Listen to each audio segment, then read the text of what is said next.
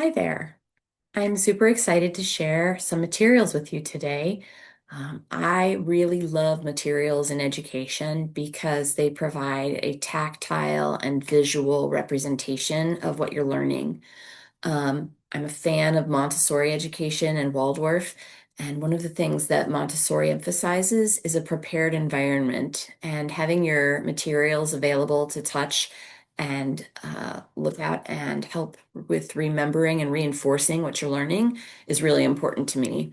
And so, just having a lot of astrology related materials around brings me great joy, and I'm looking forward to sharing them with you today.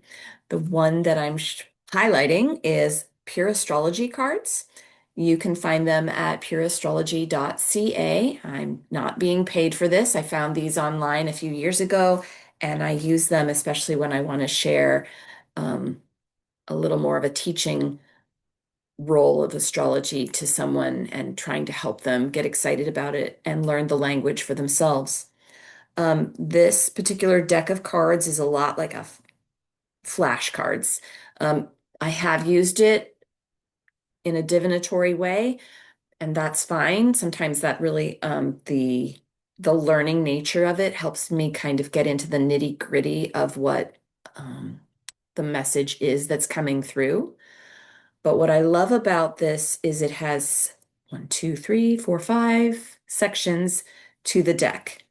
So, as one might expect, it has a signs section, and each section has a title glossary card. So you can see that the title card, it's going to show the element on this side of each card, water.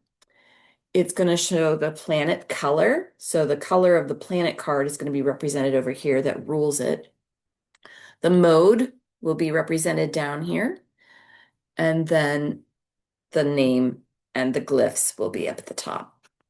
I love these because also on the back is a glossary card that lists every single card you can expect in that section. That way, if you lose a card, you know it's missing because you can check it against the glossary.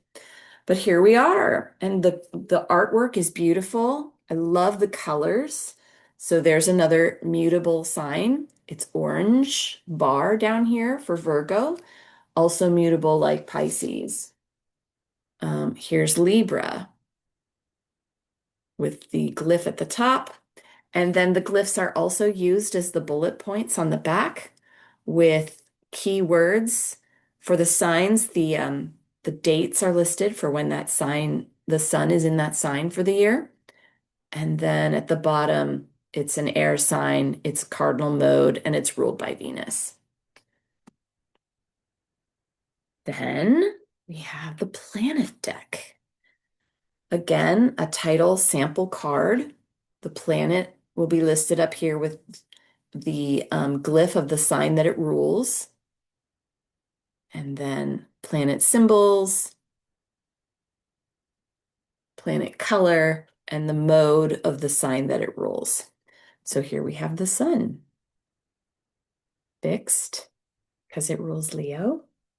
There's Mercury. And just again, very clear delineation of the glyphs. I love the ascendant. It's not a glyph, it's a doorway. Truly a beautiful choice.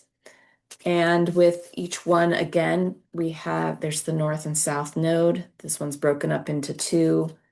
But for the back of each one, you have kind of a keyword, the house it rules. All the bullets are the glyph of Saturn, and then some of the ideas at the bottom. Again, they're self-reinforcing because each one refers back to other places where it's referenced in the deck. Then there's the houses. So 12 of these cards as well. It shows the keyword, related signs, related planets, and the number of the house is inside this little house symbol. And again, there's a glossary on the back. showing other related things with each one. And then here they all are.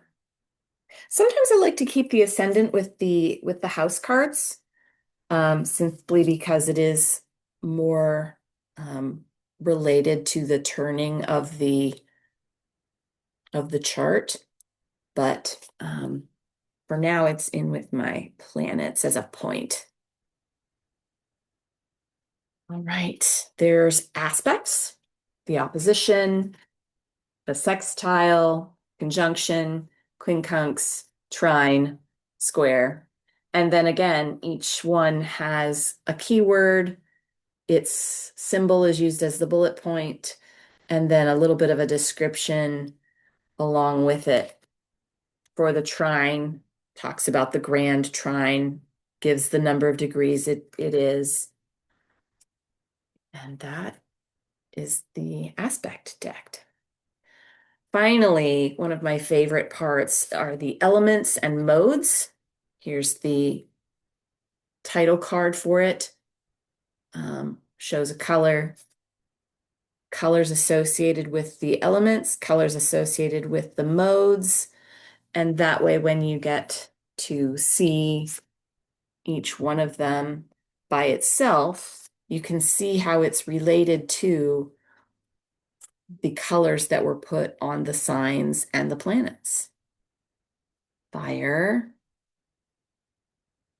there's cardinal, there's fixed, and there's mutable.